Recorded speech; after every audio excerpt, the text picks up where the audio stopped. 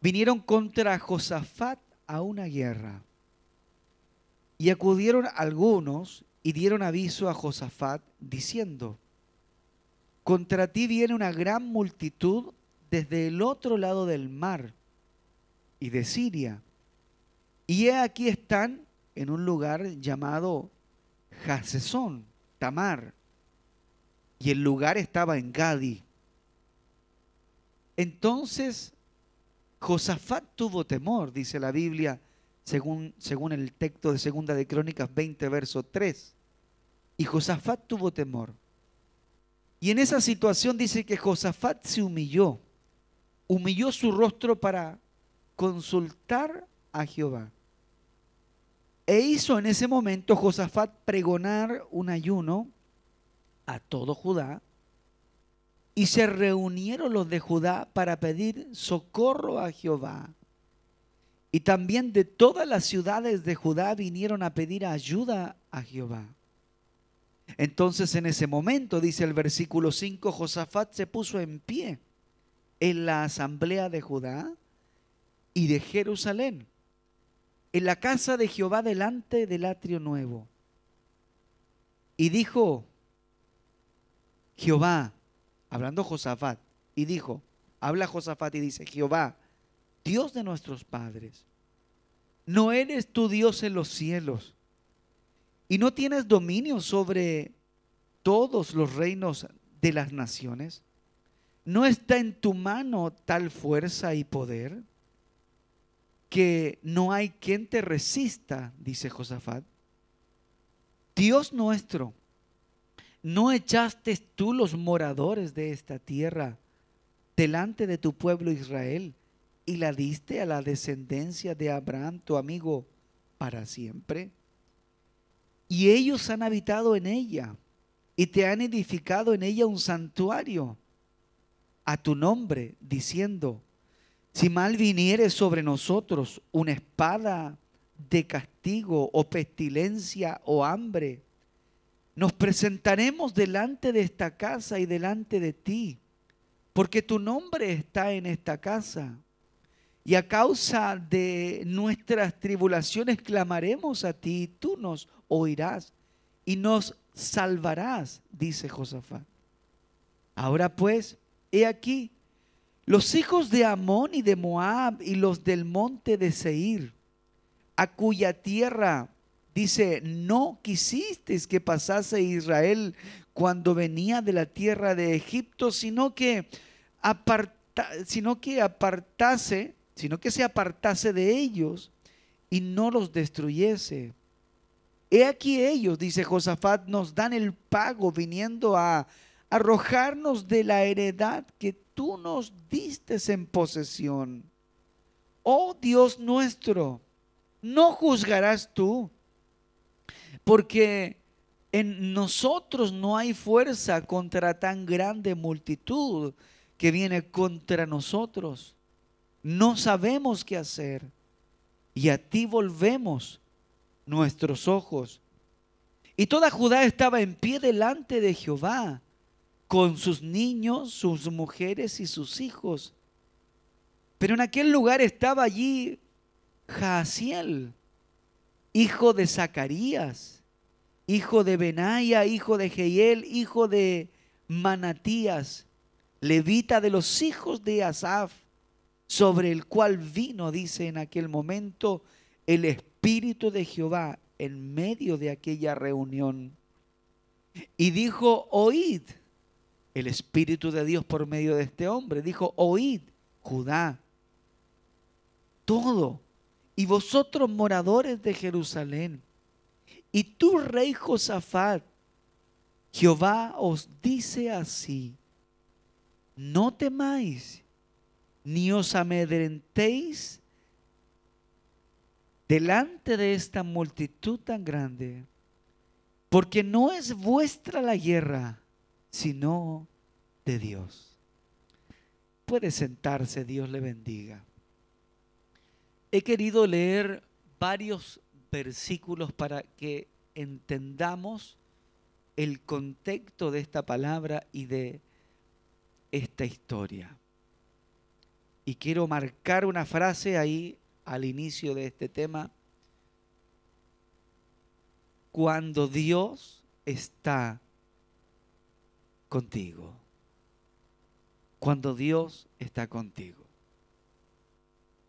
Solo como introducción, quiero señalarles que Josafat no era un hombre perfecto. Era un líder, no era perfecto. Cuando usted toma el libro de Segunda de Crónicas y sobre todo el capítulo 19, se da cuenta que aún a este hombre a quien Dios decide ayudar, habían cosas que Dios no estaba de acuerdo con las que él hacía. El capítulo 19 de Josafat, como introducción al tema, dice que Josafat, rey de Judá, volvió en paz a su casa de Jerusalén y salió a su encuentro un vidente, Jehú, hijo de Hanani, y dijo al rey Josafat, dice este hombre, al impío das ayuda y amas a los que aborrecen a Jehová, pues ha salido de la presencia de Jehová ira contra ti por esto. Vemos que Josafat tampoco era agradable en toda su vida ante los ojos del Señor. Pero el verso 3 dice, pero sí ha hallado en ti buenas cosas, por cuanto has quitado de la tierra las imágenes de acera y has dispuesto en tu corazón para buscar a Dios. Josafat habían cosas que había hecho que ante los ojos de Dios no eran perfectas, no eran agradables, pero también habían cosas buenas en él, porque el capítulo 19, desde el versículo 4 al versículo 11 del capítulo 19, dice que aún este Josafat que había hecho cosas que habían desagradado a Dios, aún dice que él se esforzaba por hacer cosas que sí agradaran al Señor. Y sabe las cosas que usted hace para agradar al Señor, muchas veces usted piensa que esas cosas no son importantes, que esas cosas no son significativas. Pero la palabra de Dios dice que el Señor está registrando toda tu vida. El Señor lleva un registro de todo lo que haces, de todo lo que piensas, de todo lo que hablas. Y aún mucho más cuando usted hace algo para agradar a Dios, Dios tiene en cuenta esas cosas. Hermanos, abro comillas, no importa si no recibes el agradecimiento de la gente por lo que haces. Hay un Dios en el cielo observando tus acciones y tu forma de vivir. Y dice que Josafat paseaba por el pueblo, recorría las fronteras del pueblo y se esforzaba por guiar a la gente a Dios. Este hombre que aparentemente tenía actitudes que no agradaban al Señor, también se esforzaba por guiar a un pueblo a los pies del Señor. Dice la Biblia que levantó líderes y el esfuerzo que hacía Josafat era para que esos líderes pudiesen gobernar con temor a Dios. Josafat le decía a sus líderes, muchachos, recuerden que ustedes no están aquí como representantes humanos. Ustedes están aquí como representantes divinos de Dios en la tierra. Por lo tanto, yo quiero decirle que juzguen con rectitud, condúzcanse con temor. O sea, vemos a un Josafat preocupado de transmitir integridad a los líderes que le rodeaban. ¿Qué tan importante es esto? Muy importante. Porque en los momentos difíciles de tu vida, en las circunstancias adversas en las cuales te vas a encontrar, porque debes saber que la vida del creyente, la vida del cristiano, la vida del Hijo de Dios, se encontrará sometida a bendiciones, pero también la vida del creyente se verá sometida a pruebas y a dificultades. ¿Me está escuchando? Y las cosas buenas que usted hace en la tierra, las obras que tú realizas por Dios, todo lo que has hecho para agradar a Dios con tu vida, con tus actos, en los momentos de la dificultad van a ser importantes, van a pesar. ¿Por qué lo sé? Porque el texto de Segunda de Crónicas, capítulo 20, versículo 1, en el texto que leímos, nos damos cuenta que Dios ayudó a Josafat por cómo era el corazón de Josafat delante de Dios. Hermanos, sí, esto es muy importante porque todo nuestro futuro, ¿me está escuchando? Y todo nuestro presente depende de que si Dios está o no está con nosotros. Cuando Dios no está con nosotros, hay inseguridades. Y cuando usted no tiene la certeza de que Dios está con usted, hay inseguridades, hay temores. Tenemos temor a la muerte. Tenemos temor a lo que pueda suceder en nuestra sociedad. Tenemos temor a la falta de empleo, a la falta de trabajo. Cuando no entendemos o no tenemos la claridad de que Dios está con nosotros a nuestro lado, nos asustan las cosas que puedan suceder en el mundo. Nos asustan los rumores de desempleo. Nos asustan las enfermedades, las pandemias, las crisis, las guerras. Y nos preocupan. Sentimos inestabilidad hacia nuestro futuro. Y decimos frases como, ¿cómo lo voy a hacer? ¿Será que me podré sustentar? ¿Será que habrá para alimentos? ¿Será que podré tener un techo? Y comenzamos a pensar un montón de limitantes porque no tenemos la seguridad o la certeza de que Dios está a nuestro lado. Pero la Biblia dice en 2 de Crónicas 20 que el hecho de que Dios esté o no esté con alguien, eso es lo que marca la diferencia en la vida de ese alguien.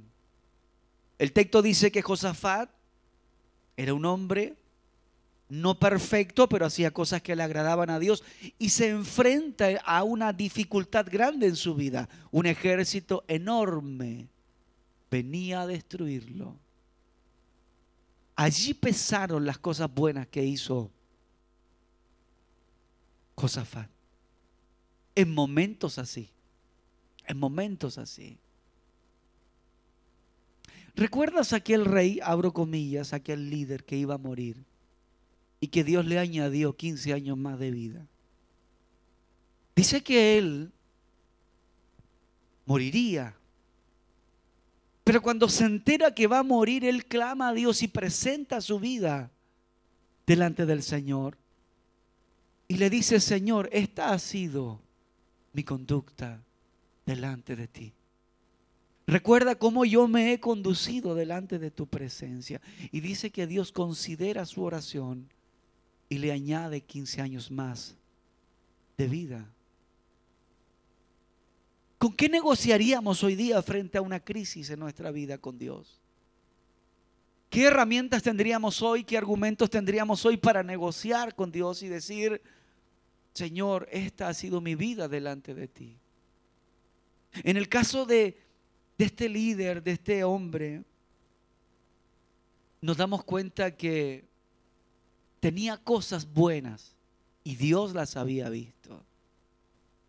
El problema que tenía no tenía solución. Yo no sé cuántos en su vida han experimentado una situación que no tiene solución, o han sentido que lo que tienen enfrente no tiene solución, o lo que están viendo en su vida no saben cómo arreglarlo. Josafat estaba en esa escena y lo que él hizo fue buscar ayuda en Dios. Buscó ayuda en Dios. ¿Y cómo le respondió Dios? A través de un profeta.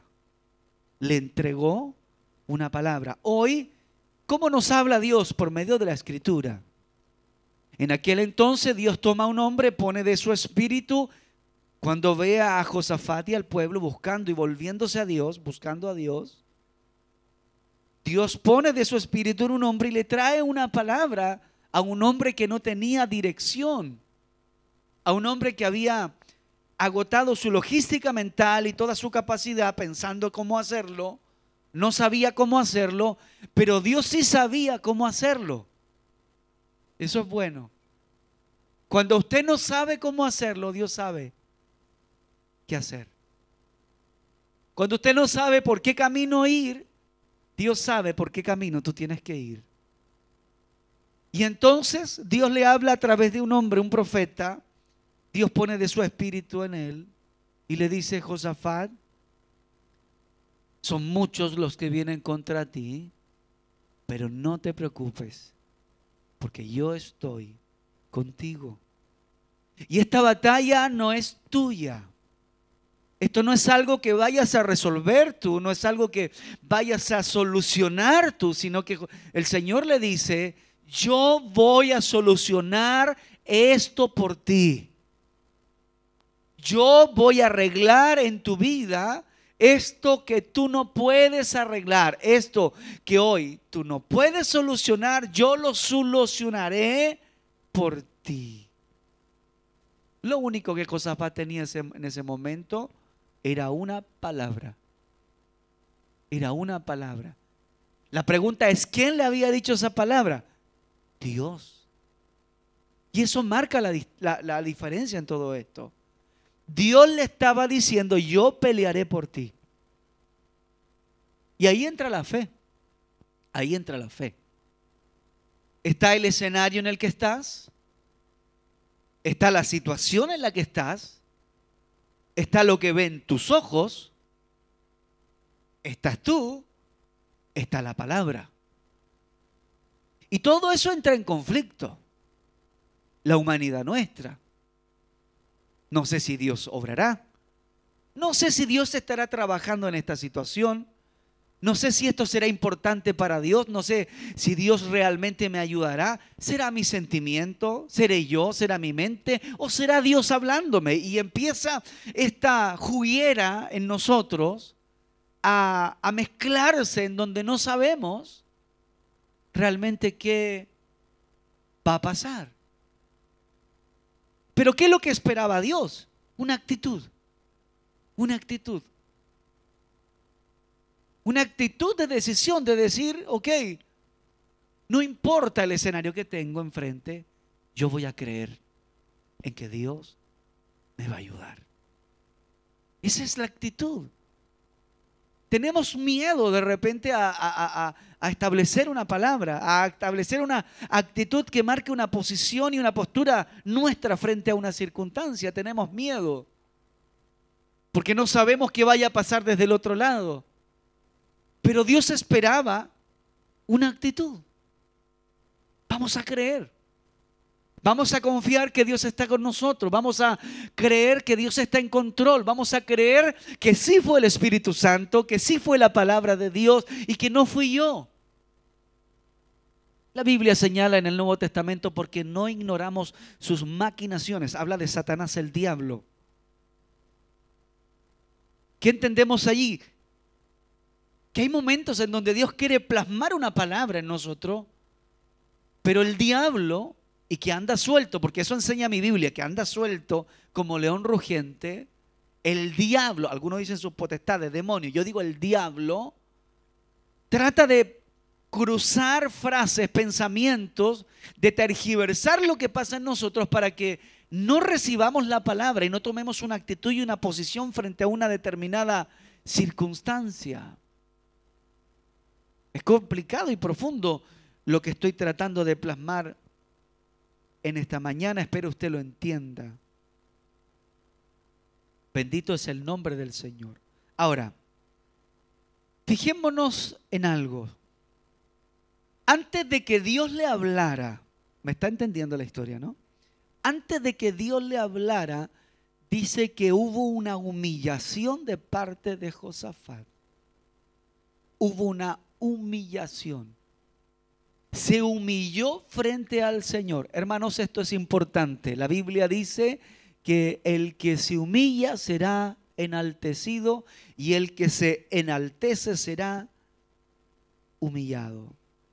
Dice que este hombre se humilló con su rostro y ayunó y buscó el rostro del Señor y buscó el consultar a Jehová con respecto a esta situación. Nosotros a veces consultamos a todo el mundo cuando nos sucede algo en alguna área de nuestra vida, alguna decisión, consultamos a todo el mundo y posiblemente en la última escala de nuestras prioridades consultamos a Dios. Acá dice que Josafat se humilla, le agrega el ayuno y consulta a Dios con respecto a esa situación. Dice, para pedir socorro. Cuando alguien pide socorro, alguien está pidiendo ayuda. No sé qué hacer, no sé qué decisión tomar, no sé por qué camino ir, no sé si voy a cruzar el puente y el puente me va a aguantar, no sé qué es lo que me espera al final de este camino. Bueno, dice que él pidió socorro al Señor y todos buscaron al Señor. Y luego Dios le habla. Pero antes de que Dios le habla, también sucede algo. Josafat comienza a citar la historia. Señor, tú nos sacaste de tal lugar. Señor, tú nos trajiste hasta tal lugar. Señor, tú moviste tu pueblo hasta tal lugar. Y Señor, en el pasado tú hiciste esto por nosotros. Señor, yo no creo que tú nos hayas traído para poder morir en manos de nuestros enemigos. Josafat comienza a citar la historia, la trayectoria. Es como que alguien diga, Señor, yo te he servido. Y quizás no he sido el mejor siervo o la mejor sierva, pero he tratado de agradarte con mi vida. Y por alguna razón me hiciste nacer en determinada familia y me plasmaste y me plantaste en determinado lugar. Señor, ¿para qué? ¿Hacia dónde nos estás guiando? Allí viene el Espíritu de Dios. Allí viene el Espíritu del Señor. Y le dice, no te preocupes, porque esa multitud no la derrotarás tú. ¿Pero cómo? Yo siempre he estado acostumbrado a yo resolver mis cosas, dice alguien. Siempre he sido yo el que resuelve los problemas, siempre he sido yo el que tiene todo fríamente calculado, siempre he sido yo el que organiza todas las cosas. Y aquí dice Dios, dice, no, tú no vas a hacer nada. Tú no vas a intervenir en este asunto lo resuelvo yo. Y allí venimos nosotros de repente y decimos, pero ¿cómo lo va a resolver el Señor? ¿Cómo lo va a arreglar Dios? Hermanos, no importa cómo Dios lo haga. Dios dijo que lo iba a hacer. Y sabe que dice la Biblia que cuando Josafat va con sus muchachos y su ejército a enfrentar, a ver a este ejército que venía en contra de ellos, ¿saben lo que encontró? Dice la Biblia, solamente cadáveres. El ejército grande que venía a destruir a Josafat y a su gente, ya no estaba. Cuando Josafat llega donde ellos, dice la Biblia que solo habían cadáveres. ¿Qué quiere decir eso? Que el problema ya estaba resuelto. Antes de que Josafat llegase al combate con este ejército, ya Dios había resuelto el problema. O sea, ni siquiera el Señor permitió que ellos se enfrentaran, pelearan, tuviesen algún tipo de complicación. El Señor resolvió por ellos lo que ellos no podían resolver. Y yo no sé a cuánto le da gozo en el corazón, hermanos, eso, porque la Biblia dice que esto es algo imposible de resolver, pero lo imposible Dios lo resolvió. Porque la actitud de un hombre y su pasado pesó en su presente. Por eso es importante conducirse con rectitud delante de los ojos del Señor. Y yo quiero plasmarle al final de este tema una palabra. Si usted es un hombre y es una mujer que caminas en tu diario vivir con temor a Dios, entonces yo quiero decirte, no te preocupes por lo que esté pasando hoy en el mundo. Yo sé lo que sucede en el mundo hoy son señales para la iglesia de que los tiempos se han ido acelerando, pero la iglesia no vive bajo la mentalidad de aquellos que no tienen a Cristo en su corazón. Nosotros vivimos bajo la mentalidad de la palabra. Y si usted sabe que Dios va con usted porque su caminar es recto y es temeroso delante de los ojos del Señor, aunque venga una tercera guerra mundial y lo que suceda en el mundo pareciera insolucionable para la iglesia y pareciera que solo viene caos para el universo, para el mundo en el que nosotros estamos, no te preocupes, porque Dios estará contigo. Es el Señor el que estará con nosotros. La palabra dice que Dios no permite una mayor tentación en sus hijos que la que sus hijos puedan soportar o aguantar. Habla de presión, habla de dificultad, de un conflicto, de algo que viene a tu vida. Dios no pone algo mayor a tu capacidad en ti en cuanto a la presión. Por lo tanto, venga lo que venga al mundo, recuerda que somos hijos de Dios. Y en cosas que parecían insolucionables, Dios siempre tenía una solución. No somos los hombres los que arreglamos las cosas o la iglesia la que arregla las cosas para ser mejor. Es Dios quien va a favor de nosotros. Cierro con la última historia, breve pero importante. Acuérdate de Gedeón, un hombre que escondidamente bajaba a limpiar el trigo y a trabajar escondidamente porque tenía enemigos que los querían destruir. Por 7 u 8 años los estuvieron atormentando. Y dice que viene el ángel de Dios y le dice: Jehová está contigo. Eso es importante. Eso es importante. Es que vivo en la ciudad más pequeña de Chile. No importa, si Dios está contigo, eso es lo importante. Es que viene un conflicto internacional al mundo. Si Dios está contigo, eso es lo importante. Si eres iglesia de Dios, eso es lo importante. No es que viene una crisis enorme en donde dentro de algunos años no vamos a tener que comer, pero si Dios está contigo, eso es lo importante. No es que viene algo en donde toda la humanidad se va a destruir, lo sabemos, pero si Dios está con nosotros, eso es lo que marca la diferencia. Somos la iglesia del Señor.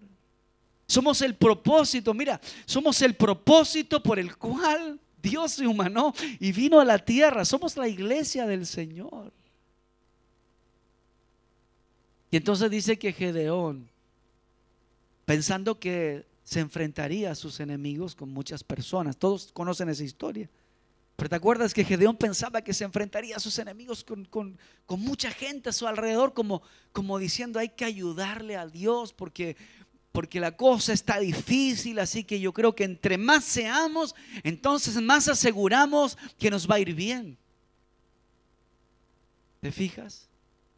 Es como que alguien dice: bueno, entre más títulos tenga, más aseguro mi futuro, o entre más posesiones tenga, más aseguro mi estabilidad para el futuro. Y es como que nosotros comenzamos a pretender ayudar a Dios cuando todo proviene de Dios, todo inicia en Dios. Dios es el que hace todo, el que provee todo. ¿Quién es el que hace que el agua, mira qué maravilloso, baje desde la cordillera, se meta a los ríos y luego termine en el mar, y en el mar nuevamente salga otra vez y vuelva a la tierra y se transforme en agua? ¿Quién hace eso? El Señor. Esa es la grandeza del Señor. Entonces Gedeón, en esa actitud de querer como ayudar a Dios por si de repente Dios falla en alguna área, bueno, seamos varios. Y Dios, como conocía el corazón de Gedeón, entonces Dios comienza a decirle: no, son muchos, manda a los que tienen esposa, a los que tengan temor, mándalos para la casa. Y comienza Dios a desgranar un poco el choclo, y comienza el Señor a mandar a la casa a todos a los que estaban ahí como en duda, ¿no? Si será que Dios nos ayudará, será, mejor me voy a cuidar a mi esposa. Y Dios comienza a quitarle a Gedeón su, ¿cómo lo puedo decir? La palabra correcta, su seguridad. Porque quizás para Gedeón la seguridad de obtener una victoria estaba entre más gente él tuviera, pero Dios comienza a quitar la seguridad de él. ¿Sabes? Cuando Dios quita nuestra seguridad es porque Dios está llevándonos a un nivel en donde podamos aprender a confiar en Él. Y a veces Dios tiene que romper nuestra seguridad para que podamos entender que es Él y no somos nosotros los que haremos algo.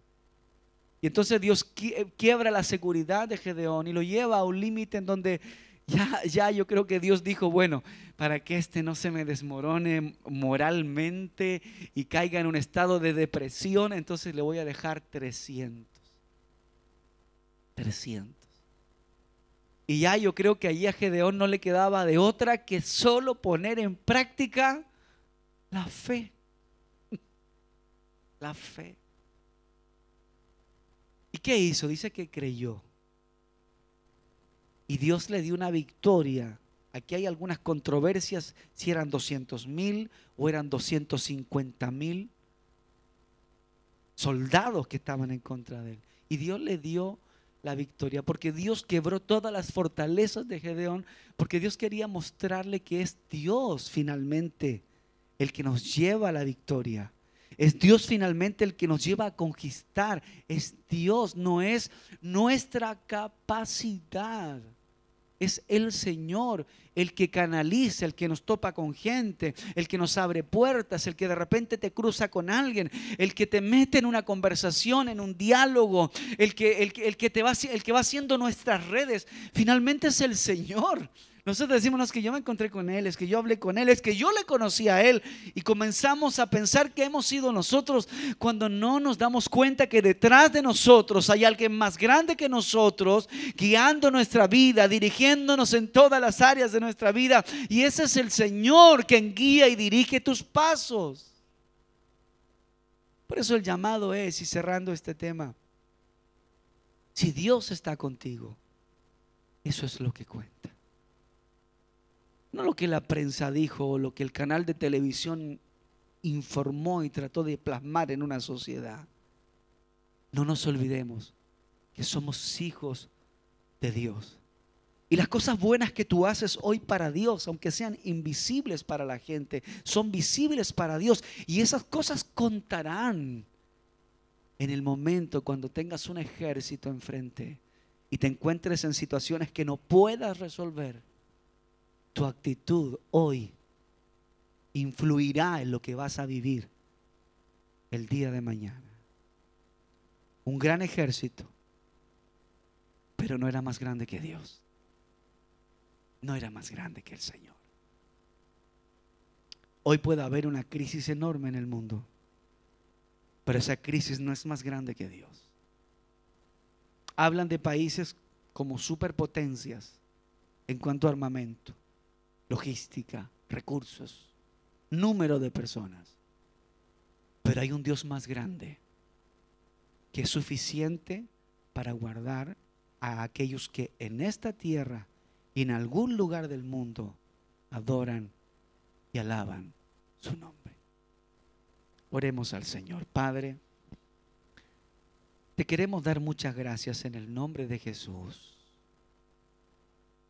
por permitirnos compartir por algunos momentos tu palabra junto a nuestros hermanos.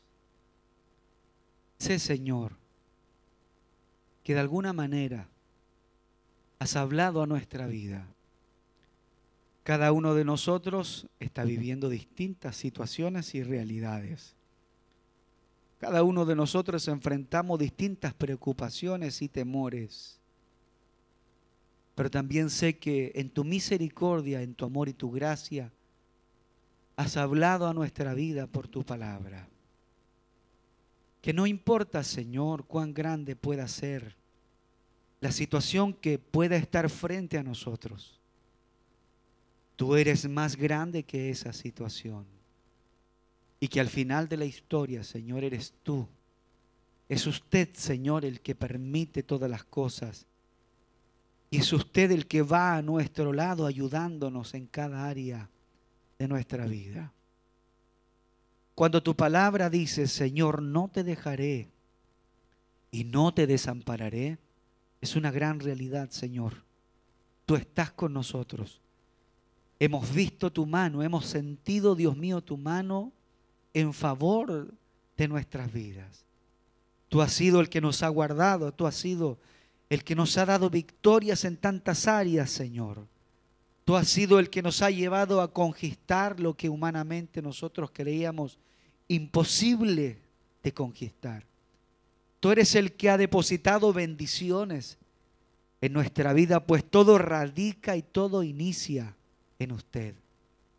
Señor, por eso es importante, Señor, que no nos sueltes de tu mano. Porque solo bajo tu mano, Dios mío, estamos seguros. Solo cerca tuyo, Señor, es cuando nos sentimos verdaderamente protegidos. Si tú estás con nosotros, no tendremos temor al futuro, Señor.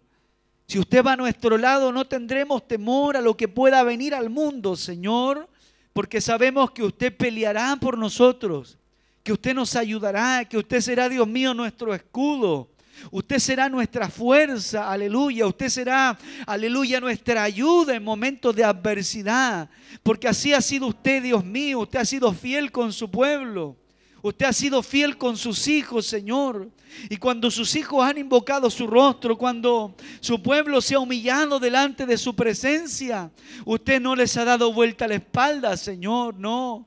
Muy por el contrario, cuando su pueblo se ha humillado, cuando el pueblo suyo, Señor, ha buscado consultar en usted, aleluya, socorro, porque no han sabido qué hacer, usted ha movido su mano poderosa, aleluya. Esa mano, aleluya, que nadie puede enfrentar, Señor. Porque todos los que se han enfrentado en contra de usted, Señor, han sido derrotados.